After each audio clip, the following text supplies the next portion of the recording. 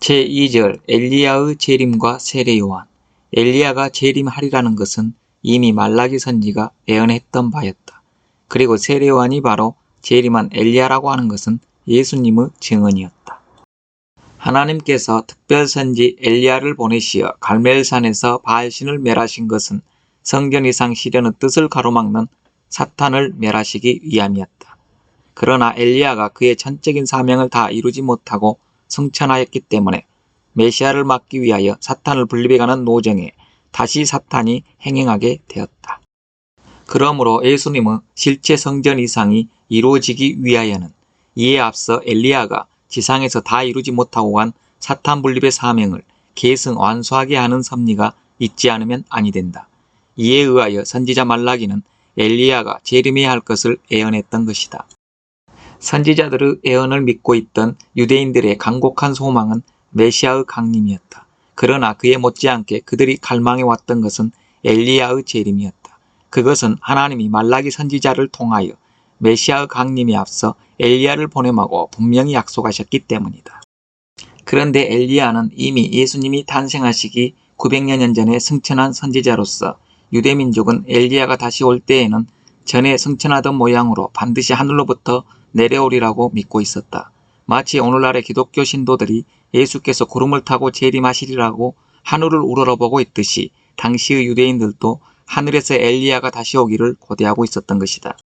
그런데 엘리야가 다시 왔다는 소식은 없고 예수님께서 느닷없이 메시아를 자처하고 나섰을 때 예루살렘에는 일대 혼란이 일어났다. 예수님의 제자들은 예수님을 메시아로 믿고 있었기 때문에 세례요한이 바로 엘리야라고 하신 예수님의 증언을 그대로 믿을 수 있었다. 그러나 예수님이 누구신지도 모르고 있는 다른 유대인들은 예수님의 증언을 그대로 받아들일 수 없었다.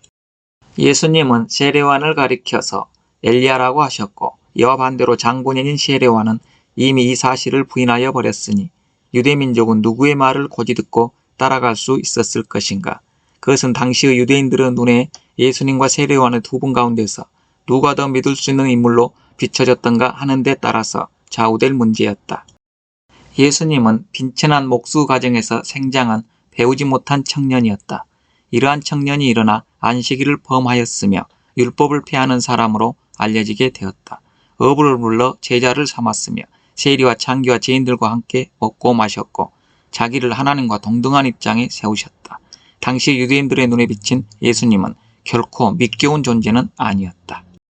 한편 세례요한은 명문가인 제사장 사가랴의 아들로 태어났으며 출생하자마자 벙어리가 되었던 부친의 입이 열린 기사이적이 일어났다. 뿐만 아니라 광야에서 메뚜기와 석청으로 연명하면서 수도하던 그의 신앙생활을 보고 유대인들이 그에게 메시아가 아닌가 하고 물어볼 정도로 훌륭하게 보였다.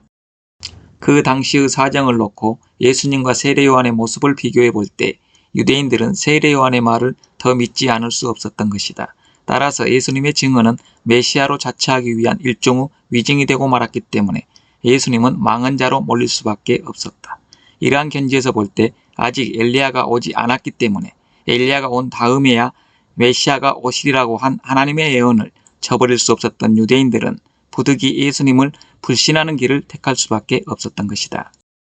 당시의 제사장이나 전 유대인들이 세례요한을 순경하던 마음은 그를 메시아로 생각하는 데까지 이르렀다. 따라서 세례요한이 자기가 엘리야라는 것을 선포하고 나섰더라면 전 유대인들은 이러한 증언을 믿게 되어 예수님 앞으로 나왔을 것임에 틀림없다. 그러나 끝내 자기는 엘리야가 아니라고 주장한 세례요한의 하나님 섭리에 대한 무지는 유대인들이 예수님 앞으로 나아갈 수 없었던 주요한 원인이 되었던 것이다. 하나님은 예수님이 메시아라는 것을 세례요한에게 직접 교시하셨고 세례요한 자신도 또 그렇게 증거하였다. 한편 요한복음 1장 23절에 자기는 그의 길을 곧게 하기 위한 사명을 가지고 왔다고 말하였고 요한복음 3장 28절에는 자신이 그리스도에 앞서 보내심을 받은 자임을 엄명한 기록이 있다.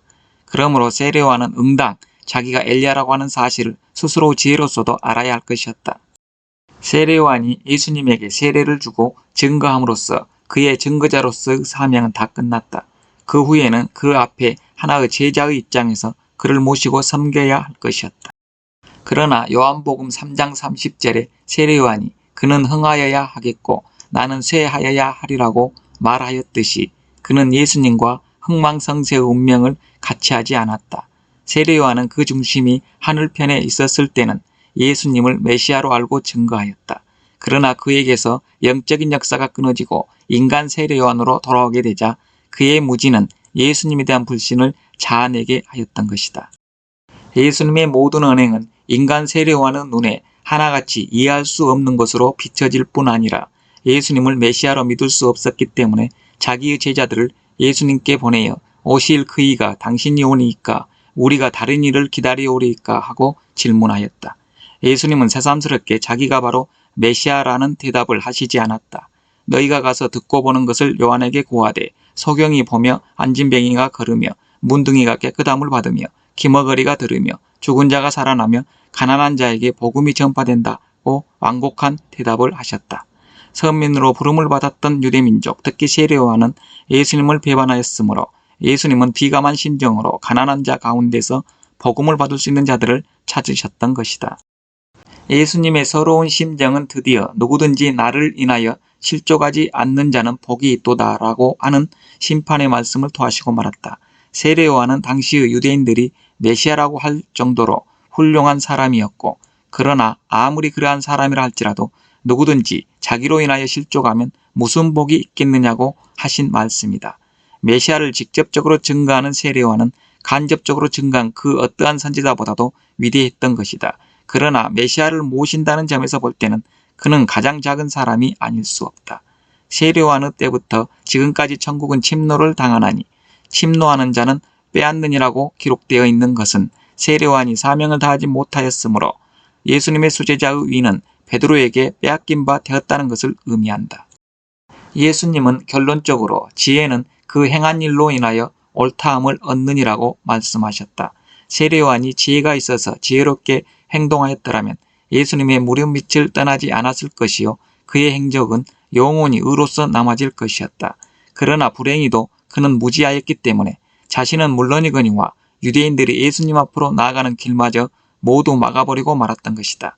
이로써 예수님이 십자가의 죽음길을 가게 된 가장 큰 요인이 세례 요한에게 있었다는 것을 알게 되었다.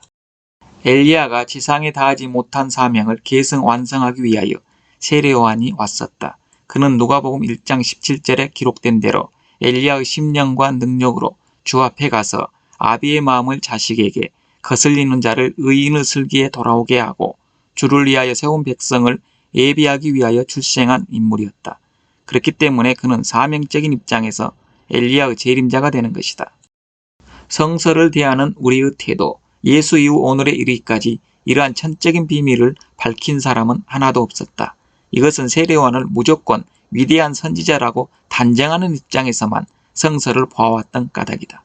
우리는 인습적인 신앙관념과 고루한 신앙 태도를 단연 버려야 한다.